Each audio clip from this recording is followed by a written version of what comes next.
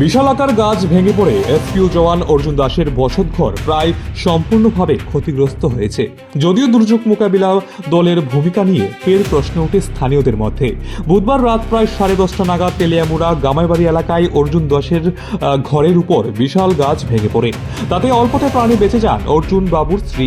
মুহূর্তের মধ্যে বিধ্বস্ত হয়ে যায় বসতঘরের একাংশ অংশ। আতঙ্কে বেরিয়ে আসেন পরিবারের সদস্যরা।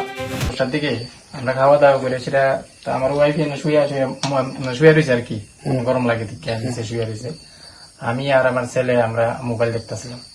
তো আমরা তো এদিকে বাইরের দিকে কোনো লক্ষ্য নেই, দরজাটা মোটামুটি বন্ধ করে লেছি, করে সেটা সুইচি বোর্ড দিয়ে সেটা হঠাৎ করে সেটা মানে আওয়াজ হয়েছে, আওয়াজ হয়েছে বোর্ড দিয়ে সেটা।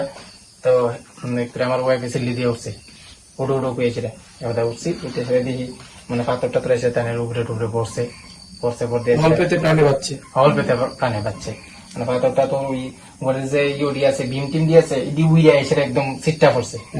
করার পরে এরপর সেটা আমরা চিল্লাচিল্লি করতেছি, তোলে এলাকার মানুষ লোকজন আইছে, বাইরে সেটা দেখলাম যে গাছ পড়ছে।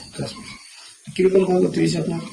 প্রায় 40 থেকে 50,000 টাকার মতো ক্ষতি হয়েছে। ঘর কি ভেঙে গেছে? ঘর ভেঙে গেছে। পরিবারের পক্ষ থেকে অবিলম্বে তেলিয়ামুড়া মহকুমা প্রশাসনের দুর্যোগ মোকাবেলা বিভাগে খবর দেওয়া হলেও প্রশাসনের পক্ষ থেকে প্রথমে মাত্র একজন স্বেচ্ছাসেবককে ঘটনাস্থলে পাঠানো হয়, কিন্তু তিনি কোনো ধরনের গাছ কাটার সরঞ্জাম বা প্রয়োজনীয় উপকরণ ছাড়াই সেখানে পৌঁছান।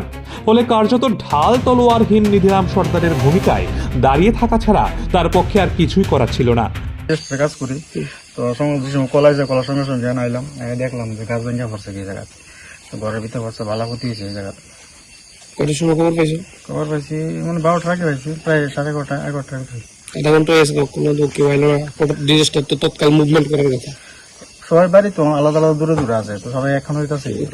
অন্যদিকে গাছ কাটা সরঞ্জাম নিয়ে একাধিক স্বেচ্ছাসেবক মহকুমা শাসকের কার্যালয় চত্বরে গাড়ির অপেক্ষায় বসেছিলেন। অফিস সূত্রে জানা যায়, দুর্যোগ মোকাবিলা দলের জন্য কোনো স্থায়ী যানবাহনের ব্যবস্থাই ছিল না। প্রায় 2 ঘন্টায় পেরিয়ে যাওয়ার পর 3 থেকে 4 জন স্বেচ্ছাসেবককে নিজেদের বাইকে বিভিন্ন সরঞ্জাম বহন করে ঘটনাস্থলে পৌঁছতে দেখা যায়, যদিও শেষ পর্যন্ত তাদের মাধ্যমে গাছ কেটে সরিয়ে নেওয়া হয়। মালদা একবার এটা আছে, ওখানে অলরেডি 4 জনের আছে, গাড়ি লেগে দাঁড়িয়ে রয়েছে, গাড়ি যাইবো আমাদের চিন্তা না, লোকেশন চিন্তা না, ওই লেগে দাঁড়িয়ে রয়েছে। তোমার এই যে ডিজাস্টারের দায়িত্বপ্রাপ্ত ডিসিএম কে আছে? জিনিস স্যার আছে, এখন তাহলে কি আইসিনি? স্যারও কল করছে, আইসেন কেন কল করছে যে তুমি রিপোর্ট পাঠাবো, কি কি সমস্যা আছে। তারা এখন কই আছে? তো বাড়িতে আছে, মানে ভাড়া থাকে যেখানে তেলেমুড়াতে। তাহলে তো আসার কথা নাকি, নিজের রিপোর্ট সংগ্রহ করার কথা।